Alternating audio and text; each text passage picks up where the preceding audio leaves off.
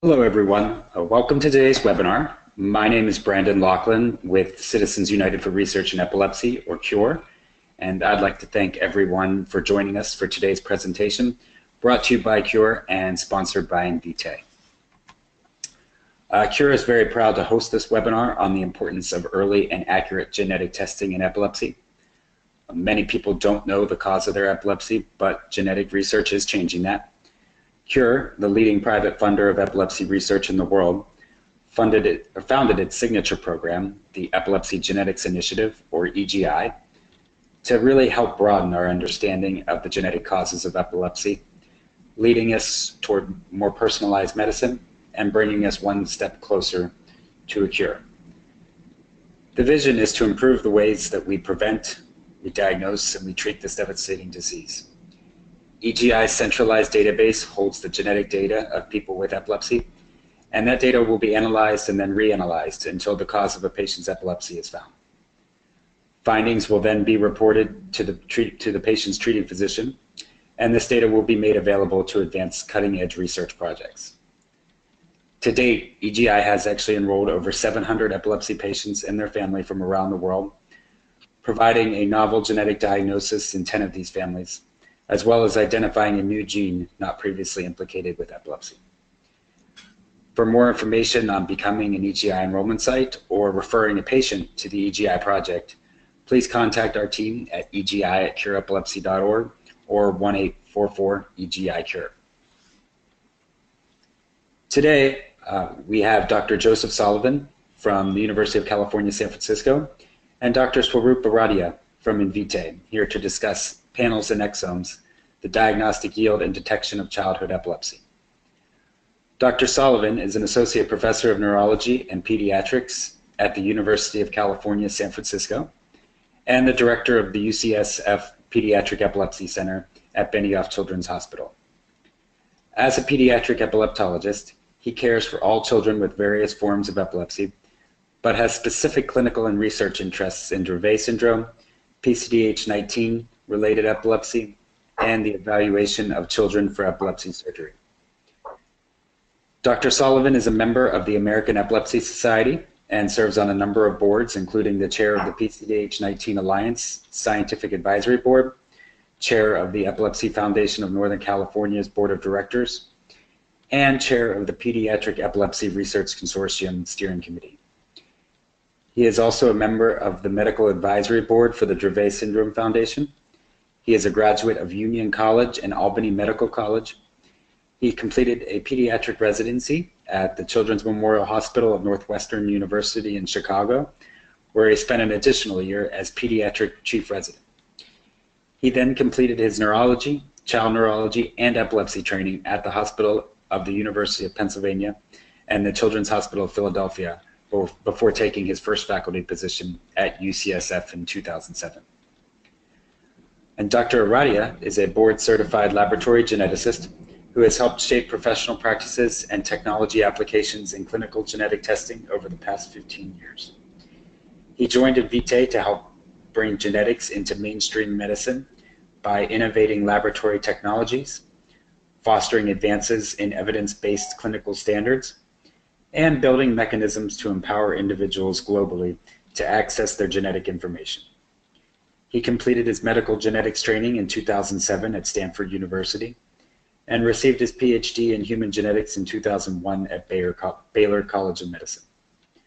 Over the course of his career, he has participated in the International Human Genome Project and helped characterize the molecular basis for various genetic disorders.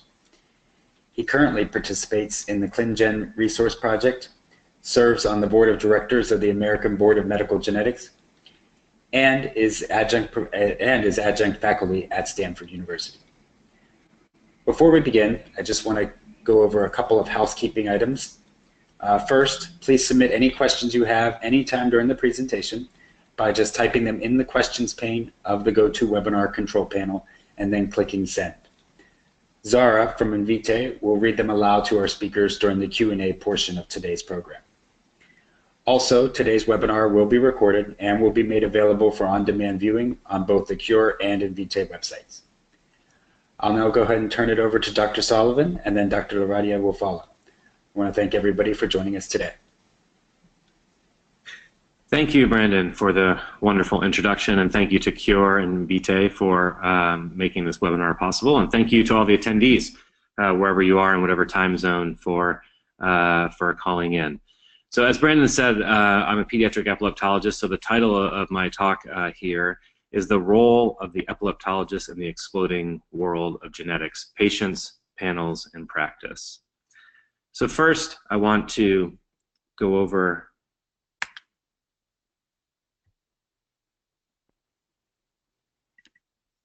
a little delay there, my apologies. Just a quick outline first, since there's probably a wide variety of practitioners from different backgrounds on the call, I do want to go over some definitions about what a seizure is, what an epilepsy is, what an epilepsy syndrome is.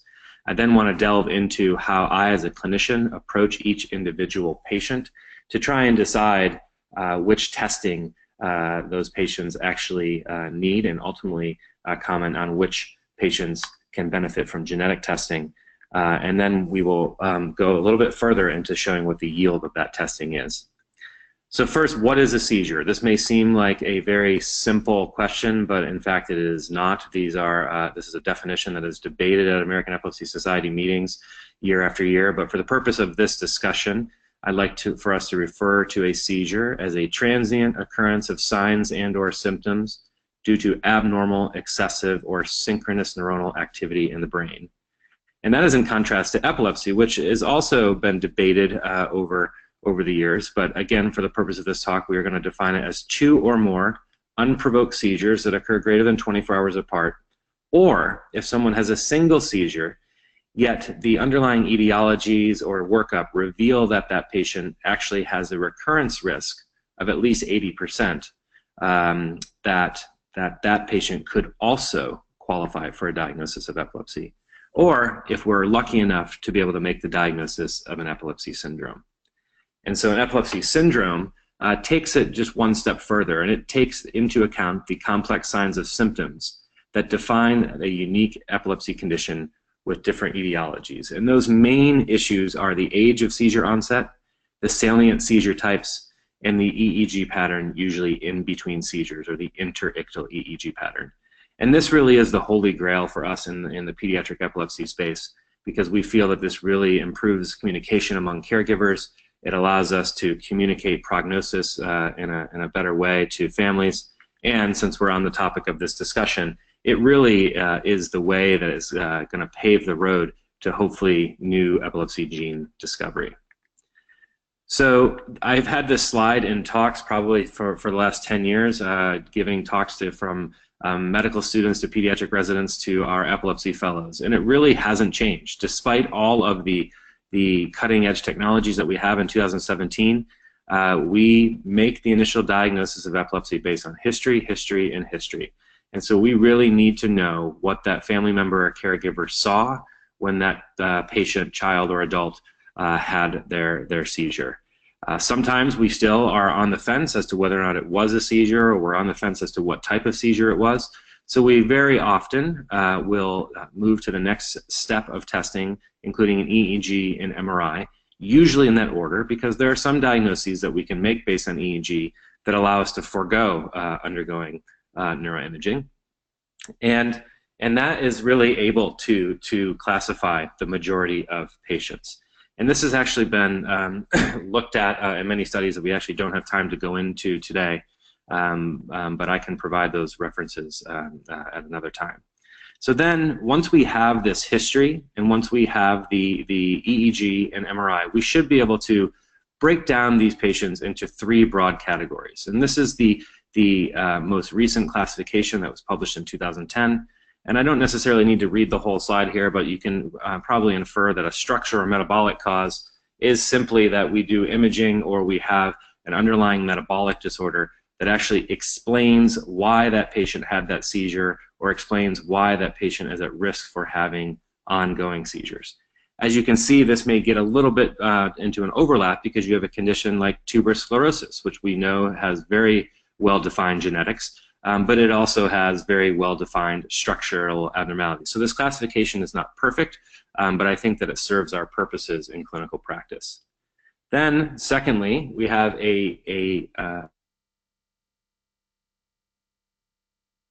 annoying, just to say unknown cause. But I actually think this is great because we are basically stating that we don't know, and that's actually okay. We are stating that this patient has a normal brain MRI, has an EEG that does not fit into any of the salient epilepsy syndromes, and this is the group that we are trying to investigate further to come at a more precise diagnosis. So as Brandon mentioned, we could potentially move into the world of precision medicine in epilepsy. And then, again, some overlap, a genetic epilepsy. And this is the category, I'm going to show a slide here shortly, that is growing at an exponential rate. And so these are the epilepsies that, and I am going to read this because I think being the topic of the webinar, is an epilepsy that is the direct result of a known genetic defect in which seizures are the core symptom of the disorder. The knowledge regarding the genetic contributions may derive from specific molecular genetic studies and have been well replicated and even become the basis of diagnostic tests. And for anyone who's in the epilepsy space, SCN1A and its etiologic role in Dravet syndrome is probably the most well known.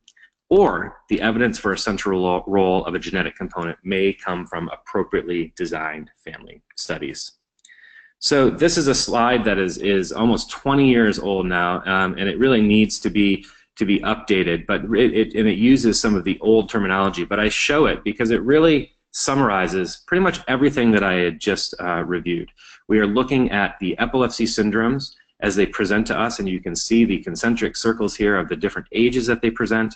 Those that present above the line were previously called idiopathic, but we kind of didn't want to use that term anymore, and so these are some of the epilepsies that we feel have a strong genetic etiology. Those below the horizontal line are some of those that may be the structural causes, but you can see this is evolving since 1999 when this was published, and a lot of those are actually moving up above the line. So severe myoclonic epilepsy in infancy is Dravet syndrome, so that has actually moved above the line. And then you have those to the left that are focal and to the right that are generalized. So what is the role of genetics? So it should go without saying that there are many well-done genetic studies that have shown that there's an increase of risk of epilepsy in siblings and offspring, and in some studies it's actually shown to be upwards of 9 to 10% in mothers with epilepsy. And that compares to that of 1.7% in the general population. As a pediatric epileptologist, I see it every day that I see patients where we're looking for these genetic etiologies, but this does not mean that our adult colleagues are off the hook. Patients that present still under the age of 35 may still have a genetic contribution, and it's really only the older onset where the yield of genetic investigations may be lower. But I think this is something that continues to evolve.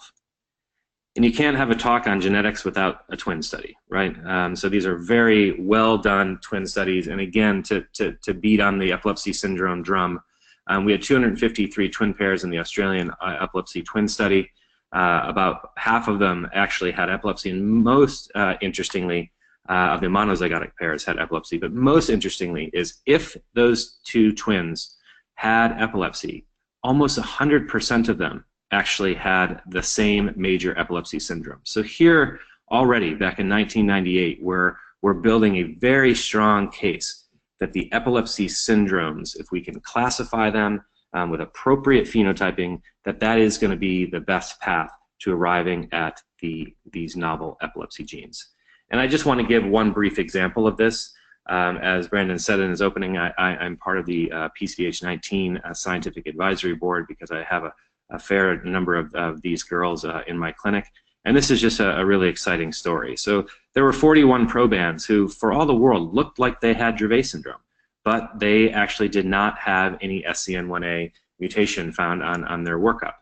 We know that actually can still be the case in about 15 to 20% of patients with Dravet, but all 41 with not a single SCN1A is a little bit unusual. But interestingly, there was a deletion found on the X chromosome in one male, and the investigators went back and looked specifically at that chromosome and did sequencing in an additional 73 SCN1A negative patients. And lo and behold, there were 9 novel point mutations identified on this chromosome, and it was found to code for a gene called PCDH19. So this was not a gene that was on the epilepsy radar at this time, and since then there's been a lot of investigations by some very bright basic scientists that have really figured out that PCDH19 encodes for these protocadherins, which are involved in cellular communication, and therefore mutations in this gene can actually lead to cellular interference, and therefore it was plausible that this was the underlying cause of the epilepsy. And so why does that matter? Why does that matter? Well, now those patients that were previously given a Dravet diagnosis are given a new diagnosis, and then we actually can go back and actually look at these PCDH19 patients, and almost in reverse, where I said that history is the first step. If we go back and know that now we have a single gene that is causing these patients' epilepsy, we can actually go back and tease out some phenotypic features that may have escaped our eye at first glance, and that's essentially how this syndrome has evolved. So now we have a syndrome that we can ideally suspect on clinical grounds based on the fact that the gene was discovered. And most importantly, again, getting to the precision medicine approach, these same labs that were involved in discovering this gene are looking at what other pathways are involved and are realizing that these patients could have altered metabolism in their neurosteroid pathway that may actually explain why many of them present when they do and why some of them go into remission when they do. And while that's important, it's equally important to see, are there actually compounds that can be introduced into these patients to improve or alter those pathways involved in neurosteroid metabolism that could potentially translate into novel treatments above and beyond the actual symptomatic treatment of the seizures themselves with our broad spectrum anti-epileptic drugs. So this is the graph that I alluded to. You can see if we go back to 1999-2000 when the SCN1A gene was discovered, and then there was just a sort of long sort of hiatus here in terms of really new gene discoveries, and then in the era of next generation sequencing, and this line, if you trust me, continues to have this meteoric rise with new genes being discovered, not only in basic science labs, but with projects like the Epilepsy Genetics Initiative, literally every week to every month. And we hope this continues. So the ideal genetic testing scenario, and I steal this from one of my mentors, Dan Lowenstein, where you could basically come into the clinic, you still are going to do your history and you're going to do your physical and maybe you'll do your EEG, but is it possible to order genetic testing at that first visit and actually arrive at a specific genetic diagnosis that would not only help inform prognosis, but could it go one step further and help inform what drugs to use and maybe even what dosing? That would truly transform the lives of many of the patients that we see with epilepsy, so they don't have to continue to live with this epilepsy of unknown cause. So unfortunately, we're not there yet. Hopefully all of you that are calling in are people that are working on this to help us get there. Does it help in determining treatment strategies? I think there are some scenarios where this does help. It does also help in certain specific conditions where it can help with prognosis, and it certainly helps in many cases with the risk of to siblings and probands, depending on the nature of the underlying gene mutation. So where are we truly in 2017? Arup's going to go over this a little bit in his talk. Because it really is a panoply of different testing options. And while it may seem that it's just easiest to jump to whole exome or whole genome sequencing, hopefully there can be a few nuances in terms of how that is approached. And it's also important to acknowledge that not every single test is the same. You have to know, based on your history, what type of epilepsy gene you are potentially considering. And you want to make sure that those list of candidate genes based on the phenotype are well covered in these panels. But that being said, what if we take all the epilepsy, or a handful of epilepsy centers in the country that are seeing these children, and again, focusing on the younger children. As a pediatric epileptologist, we have a feeling that it's the early onset epilepsies that really have a stronger underlying genetic cause. So what is the yield today? So this was a study that I was lucky enough to be part of that was championed by Ann Berg and a handful of other pediatric epilepsy centers across the country that was really looking at just this. We wanted to see in patients with a new diagnosis of early life epilepsies, what was the diagnostic yield? And so this study recruited 775 patients over about a 2.5-year period. You can see that about 80% of them did have neuroimaging, so that remains our go-to tool to try and get an underlying diagnosis at presentation. About 95 of these patients had brain injury, most commonly neonatal brain injury. But then out of the 680 that did not have brain injury, so that's that 680 plus 95 equals the 775, about half underwent some type of genetic testing. And if we look at the different types of genetic testing, you can see that there still is value in some of the quote-unquote older genetic testing, just genetic tests, including karyotype and chromosome microarray. Now, it's not going to come as a surprise that these are very likely patients that had a phenotype such as Down syndrome, where you wouldn't feel the need to go to whole exome sequencing. You're going to make that genetic diagnosis based on karyotype. But you can see here that the yield, as we march down the different types of genetic tests, is anywhere between 20 and as high as 40%. And then if we actually look at this group even a little bit more closely, and we look at those that actually had brain malformations, those that had the clinical dysmorphic syndromes, as I just mentioned, like Down syndrome, but most importantly, these ones down at the bottom, so the unexplained etiology, and those with both developmental delay. There's often been some lore that your yield is much higher if you have abnormal development and much lower if you have normal development. Well, hopefully you can see here that if you just look at this group that had no underlying cause, that a pathogenic variant was actually found in a significant number of patients, and it actually didn't matter whether or not you had normal development or developmental delay. Well, the yield was a little bit lower. Hopefully we would all agree that this is a significant amount of patients that gives them useful information for the family and the clinician. And so if we look more closely at this, of those patients with unknown cause, there were still some that underwent chromosomal microarray, there were some that underwent epilepsy panel, and then there were some that underwent whole exome.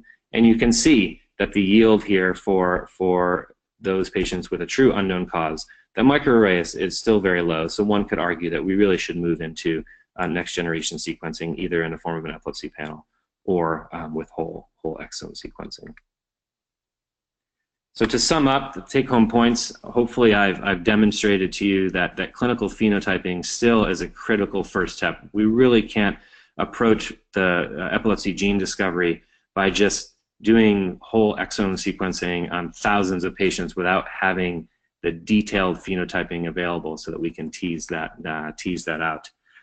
Genetic panels that are growing in numbers. I remember when I first started training, the panels were between 10 and 20 genes. Now there's panels of upwards of 1,000 genes. Are very useful, especially when we feel that we do have a well-defined electroclinical syndrome. And as I mentioned in the beginning, that's really how we're going to be able to make a new epilepsy syndrome diagnosis with a clear genetic cause.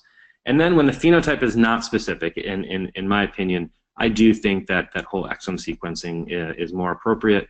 And furthermore, even if you actually get a negative test, that we know that reanalysis can be beneficial, and this is really the point of EGI, so that we can try and identify some of these new epilepsy genes. So with that, I'm going to turn it over to Sarup, and he will take this one step further. Thank you. Great. Thank you, Joe, and thank you, Brendan, and thank you all for joining us for this webinar series on epilepsy.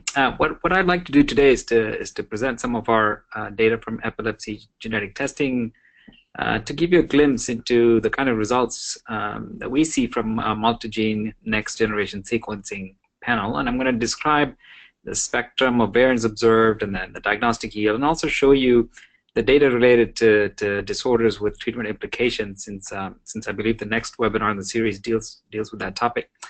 And lastly, to address the often difficult question that clinical geneticists, child neurologists, and genetic counselors often raise, which is the question of when to use a panel versus exome sequencing.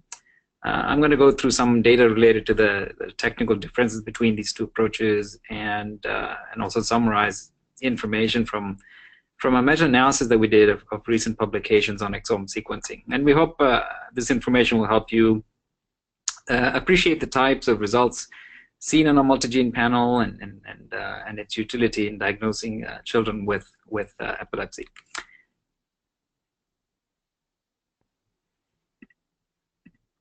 So just to get started and to follow up from Dr. Sullivan's presentation, I'll go through a sort of a high-level introduction to the molecular genetics of epilepsy. As you heard previously, epilepsy is defined as the occurrence of two or more unprovoked seizures separated by at least 24 hours, and this is a definition provided by the International League Against Epilepsy. It's a common clinical disorder affecting more than 3 million Americans, and it's thought that more than 50% of epilepsy cases have some sort of genetic basis, and this is especially likely in those forms of epilepsy that affect children or have an early onset. And we've learned a great deal about the molecular genetics of epilepsy since those initial discoveries of mutations in ion channel genes.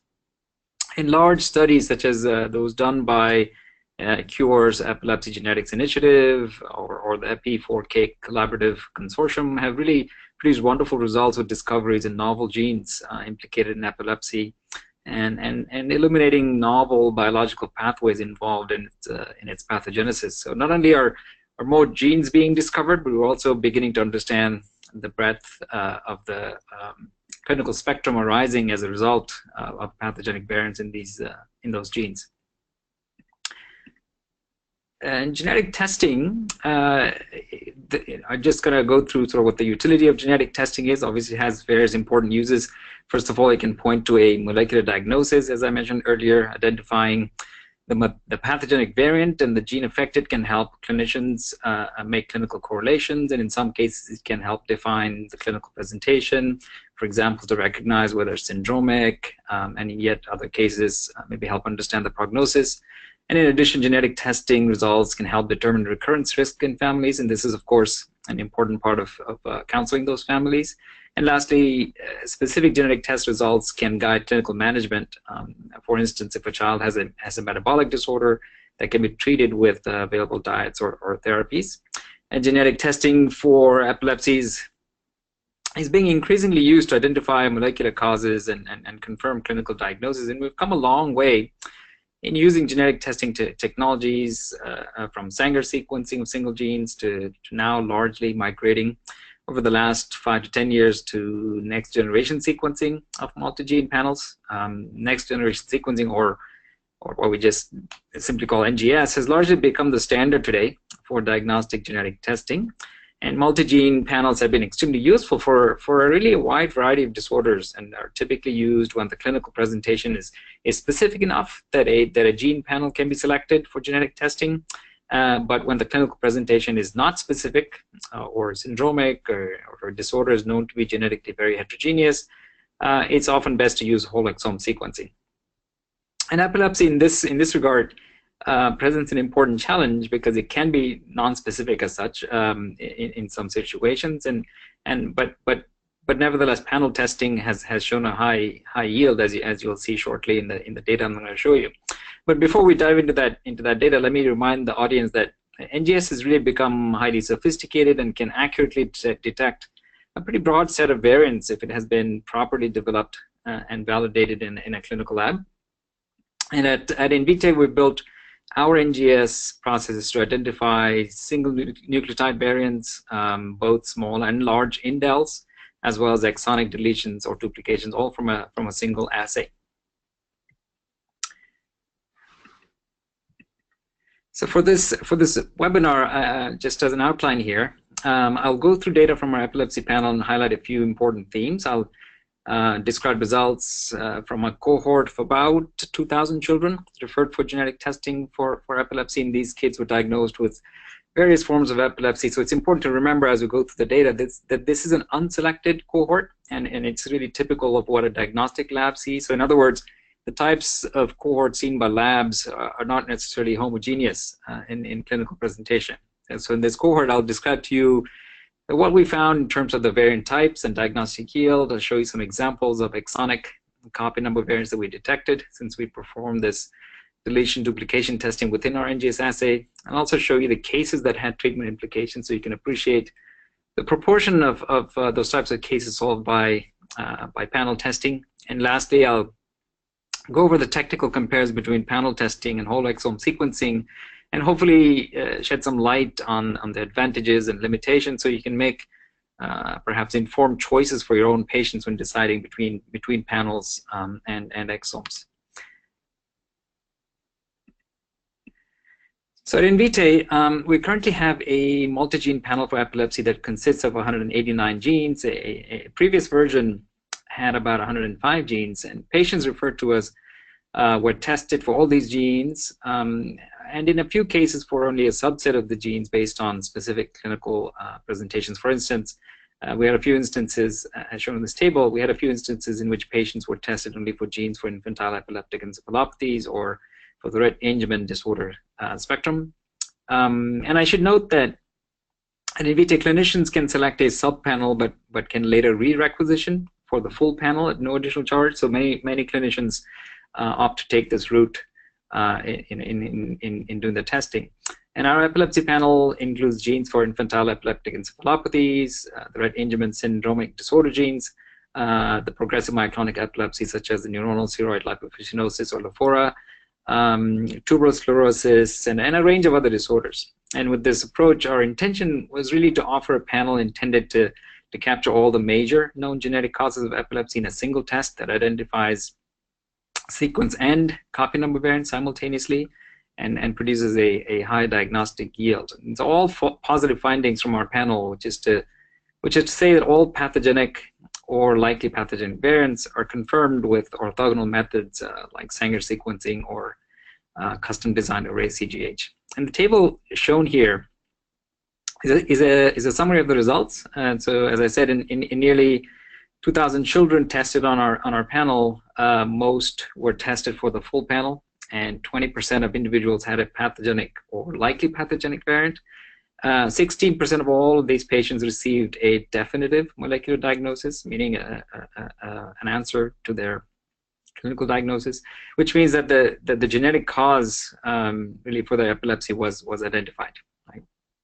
And this number increased to 19% in children tested only for genes for early infantile epileptic encephalopathy, and then further to 24% in children suspected to have a syndromic disorder such as Rett Angelman or other related conditions. And this range of positives really is quite consistent with published data from epilepsy panel testing done by other groups.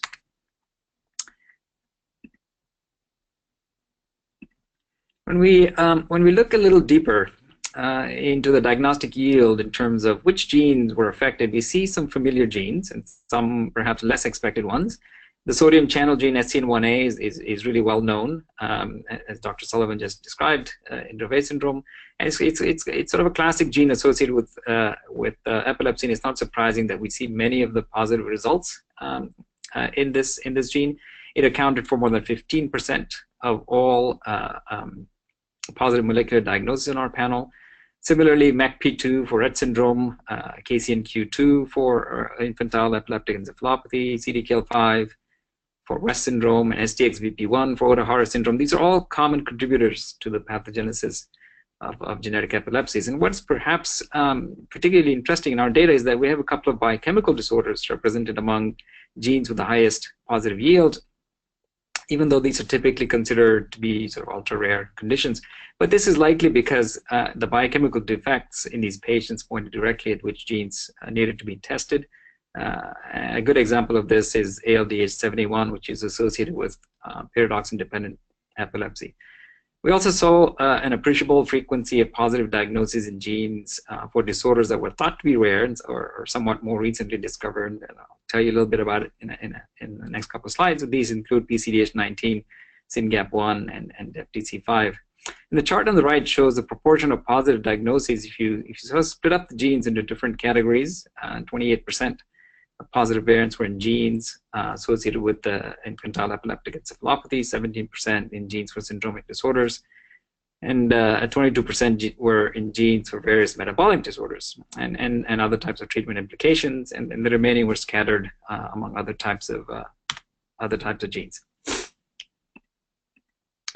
Now, if we look at the types of variants we saw, just as a reminder, our NGS panels, again, our NGS panels are designed to detect single nucleotide variants, small indels, large indels, as well as exonic deletions and duplications, or what we also call copy number variants.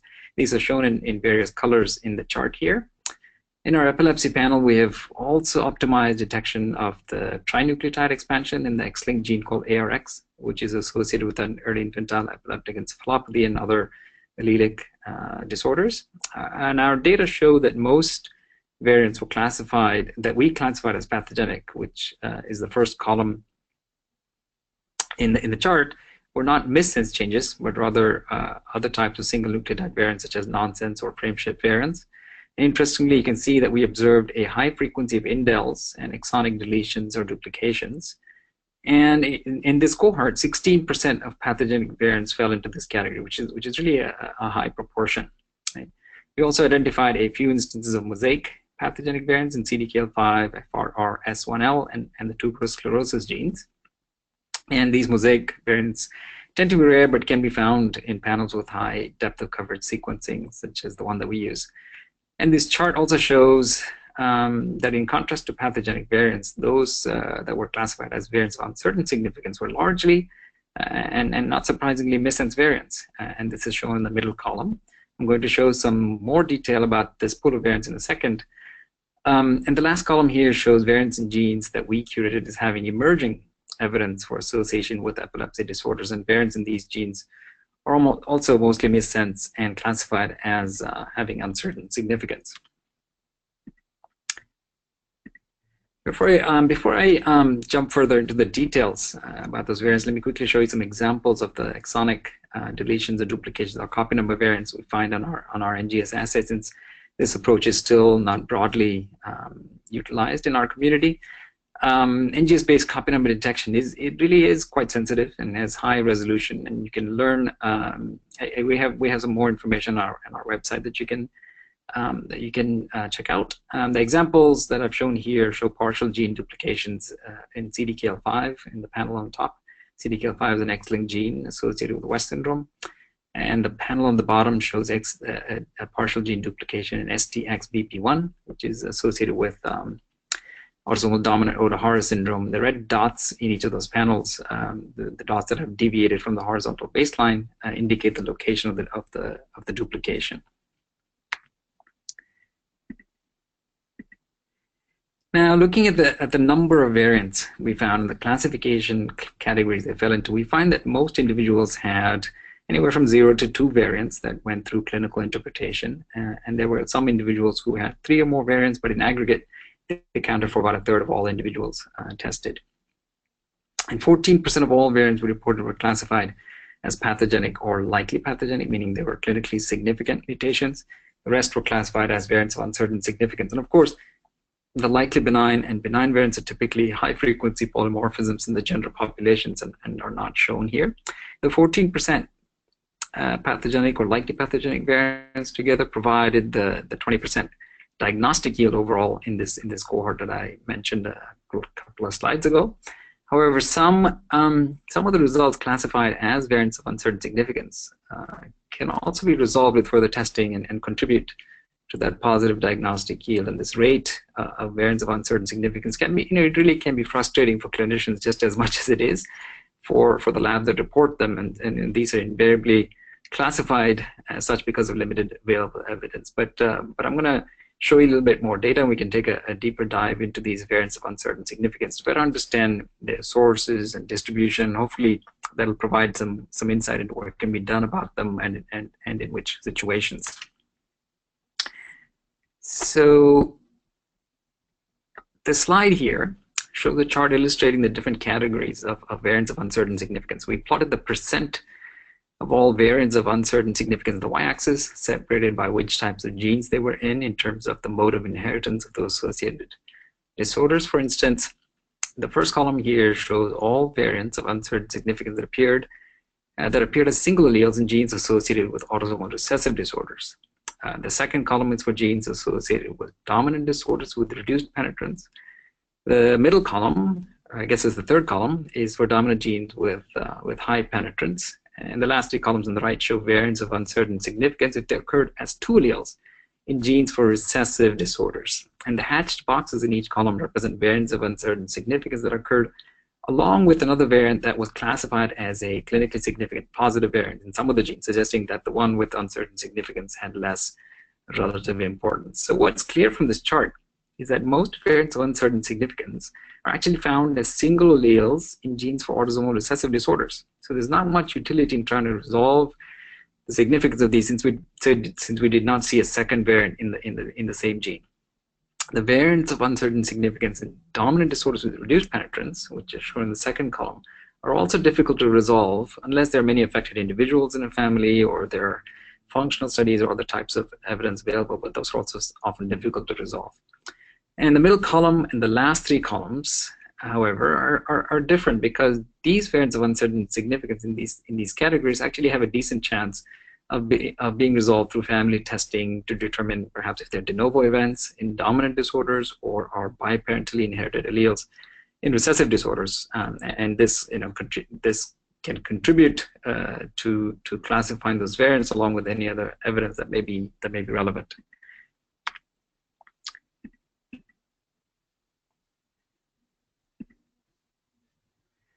Now, because parental testing results can influence variant classification, we were able to do that testing for at least 60 or so eligible variants and found that about half of those patients saw a reclassification of a variant because it ended up it turned out to be de novo, which is an observation that contributes weight along with other pieces of evidence towards a classification as a disease-causing change. And in some cases, the clinical information itself can also be useful. Epilepsy, as you all probably know, by itself as a clinical feature can be non-specific, but additional information, particularly observations of biochemical defects or identification of characteristic, pathognomonic features in some syndromic disorders, these can be very helpful. And that type of information in very specific instances can be taken into account in the course of classifying variants because it addresses the prior probability of some variants being pathogenic. And I've added a table here showing some examples of situations where specific phenotypic information, mainly biochemical defects in this case, was helpful in some of the cases that we looked at.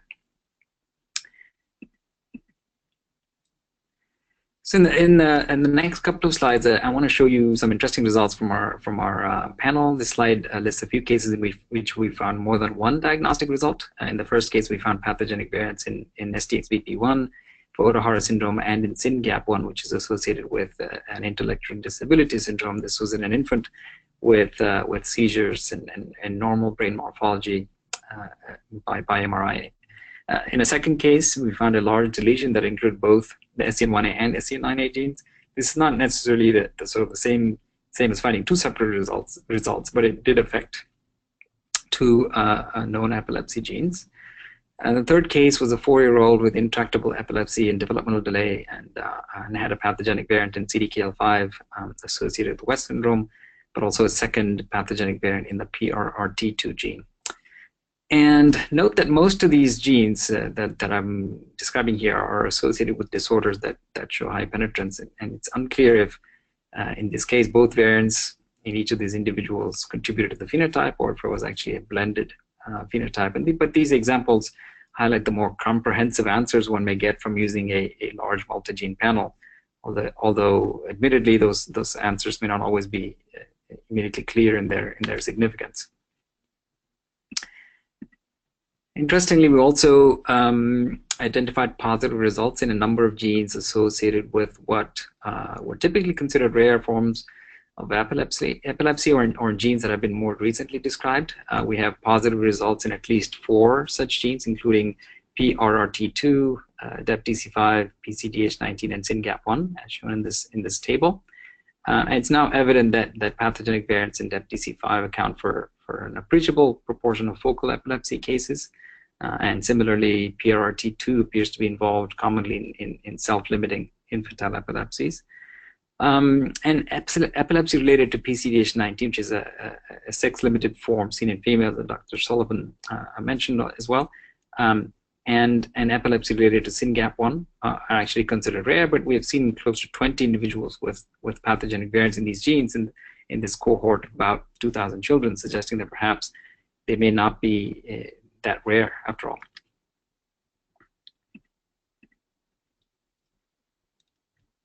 Lastly, I'd like to take a moment here to highlight the positive diagnostic yield in genes that are associated with disorders for which there are treatment implications. And by implications, I mean that there may be known or established therapies for these disorders, or there may be contraindications. In our cohort, 22% of all definitive diagnoses were in genes associated with these types of disorders. And this is a significant finding because multi-gene panel testing can be relatively quick and provide results to manage treatment in these cases. And the table here shows some examples of genes and disorders that fall in this category. And as you can see, many of these are biochemical disorders for which there are various types of interventions that can ameliorate the clinical presentation. And SCN1A is listed here because individuals with pathogenic variants in this gene should avoid certain types of drugs that can further aggravate their epilepsy.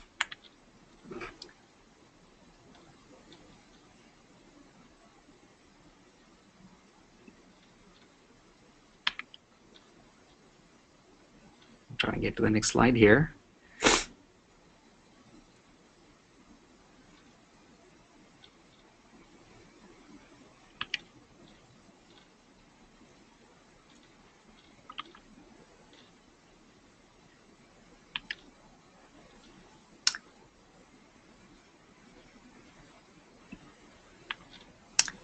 Hey, Brandon, I seem to have lost control of the mouse.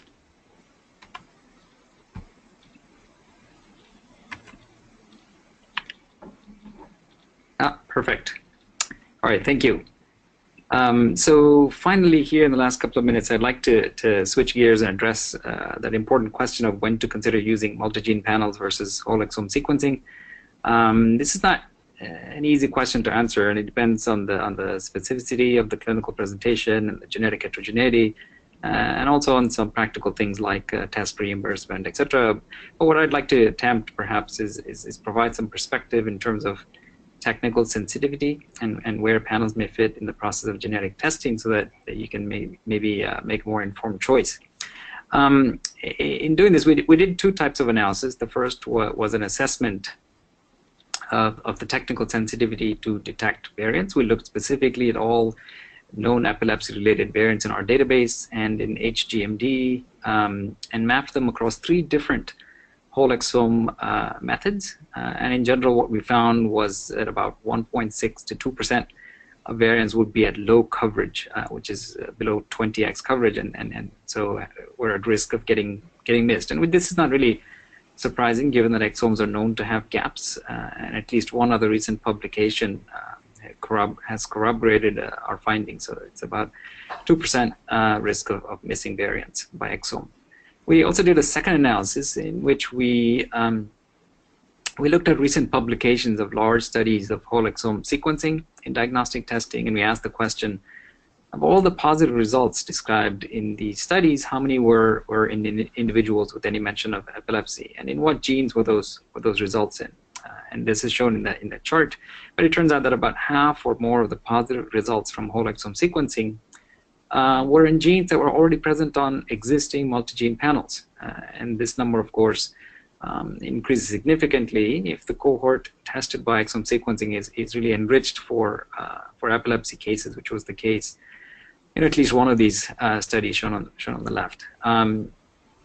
So based on this, given the lower cost, the faster turnaround for results, and the fact that the major known genes for epilepsy are technically covered very well on panel, suggests that panel testing may be a good first-tier test for epilepsy, followed by reflex exome sequencing if the panel is negative.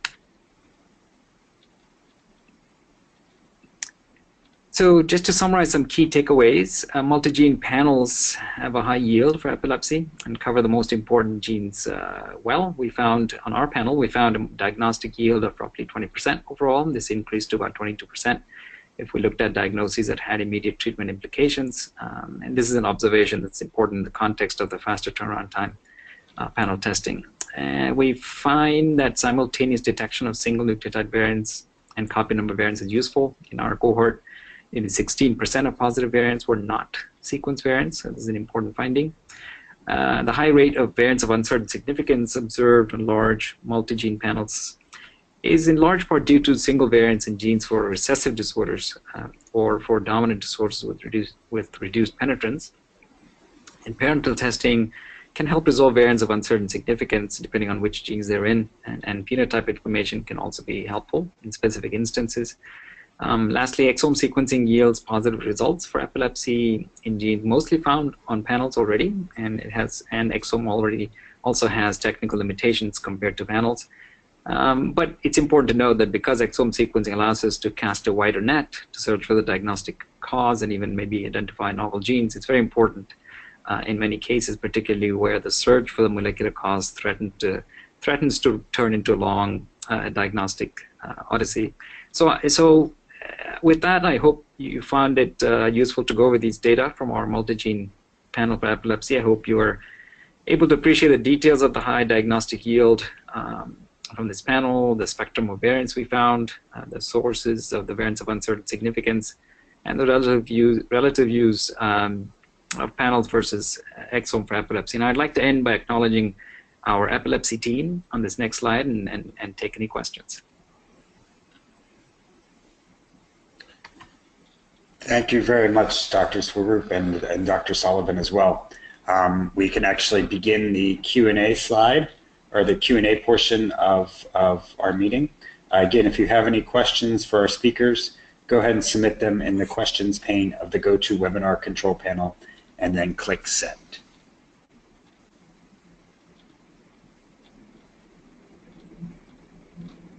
Okay, great. Thank you, Brandon. So this is Karen Leidecker from Invitae, and I'll go ahead and start asking the questions that have been submitted. So just 1 second here. The first question we have is for Dr. Sullivan, and they ask, would you wait until a patient has had at least 2 seizures before considering genetic testing, or would you consider genetic testing after a single seizure? That's a great question. I think, for all intents and purposes, I think you really do need to wait for that second seizure. Specifically in Dravet syndrome, we're really trying to arrive at a very early diagnosis, and we've actually looked at to see if genetic testing should be sent after a young child under the age of 1 has had their first episode of prolonged convulsive status. That may be an isolated situation where I think a single seizure could be argued, but other than that, I think you really need to wait for that second seizure. Okay, thank you. And the second question here is for Dr. Aradhya, and it says, the table showed a relatively high yield of TPP1. Can you speak to this? Yeah, absolutely. And this was surprising to us as well. And a couple of them were actually, turned out a couple of them were actually because of signatures that are associated with TPP1 related neuronal ceroid lipofuscinosis. So there was a prior probability that we would discover it. But in several of those other ones, we actually didn't expect those. And so it may be that, you know, as rare as this disorder is, perhaps it is underdiagnosed, and some of you may know that there's a program that BioMarin has that is looking at these individuals with mutations in DPP1, and seeing who may be eligible for a drug therapy. And I think it appears that this disorder may not be as rare as we've thought before. But really, I mean, even in a cohort of 2,000 children, we're seeing a number, but I would really be interested in seeing a much larger cohort and seeing if this number really holds true. Great, okay.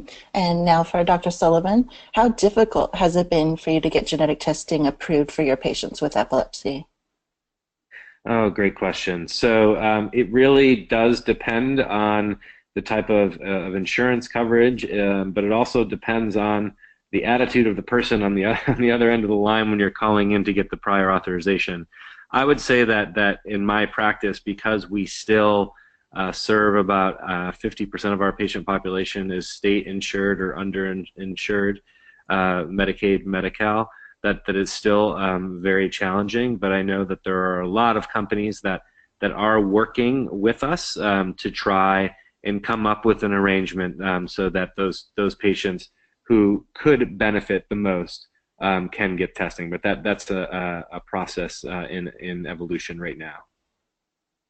Okay, great, thank you. And then for Dr. Aradia, is it best to order a panel that includes deletion duplication studies performed simultaneously with the sequencing, or does it make more sense to see what the findings of the sequencing are and then only order deletion duplication for the genes indicated based on the sequencing results? Yeah, I think that's a good question for a couple of reasons. One, I think it's fair to say that we really didn't appreciate how prevalent these exonic copy number variants are in disease genes, aside from maybe a handful like Duchenne muscular dystrophy or some of the other ones. But where we're really seeing this evolve to is being able to detect the full, a much broader spectrum of variants, including single nucleotide variants, indels, exonic copy number variants, etc., all within a single test. So it should be, we should all be moving towards being able to get all those pieces of information together from a single test. And we're finding through our data, through internal analysis of our data, that the prevalence and frequency of these exonic copy number variants is pretty high. That it accounts for almost 10% of all the pathogenic variants that we've ever reported from Invitae. So it's clearly a high proportion of clinically important findings. So my opinion is that these tests should be looking at exonic copy number variants at the same time as sequence variants, so we have the most optimal clinical sensitivity of testing.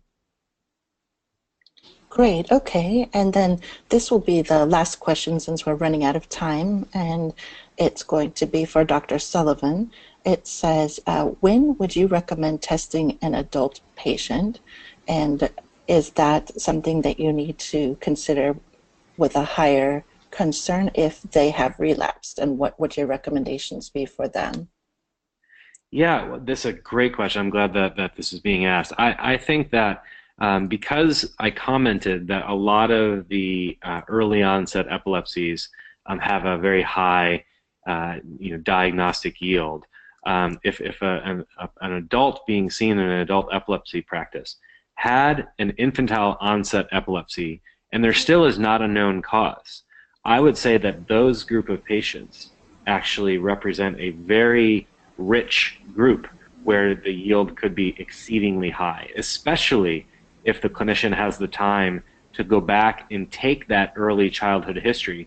I'm convinced that there are hundreds of patients sitting in an adult epilepsy clinic with SCN1A mutations that had Dravet syndrome, but then when they turn into adults, they have a little bit more of a nondescript phenotype, and our adult epilepsy colleagues may not have that index of suspicion. So I still think that those group of patients, just to summarize, are those with infantile or childhood onset who continue to have seizures and have no known cause. Great, thank you. So at this point, we'll hand it back to Brandon for closing statements. Great, thank you, Karen. Now that we've come to the end of our hour, I do want to thank all the attendees for their participation. Also extending a special thank you to Drs. Joseph Sullivan and Dr. Swarupa Radia for sharing this valuable information with us. Again, this webinar was recorded and it will be available to watch on both the Cure and Invitae websites. You will receive an email notification of this in the next coming days. To close, we did want to share one interesting fact about epilepsy testing from Invitae. Knowing the specific genotype underlying an individual's seizures can inform treatment by allowing the physician to choose the best anti-epileptic medication for their patient's condition while avoiding those that are contraindicated. Our next webinar in the series will be on December 13th, and that is titled Targeting Treatments for the Genetic Epilepsies, Clinical Cases with Lacey Smith from Boston Children's Hospital and Katie Angione from Children's Hospital, Colorado. You can register for this webinar at invitae.com/webinars. I want to thank everybody again and have a great day.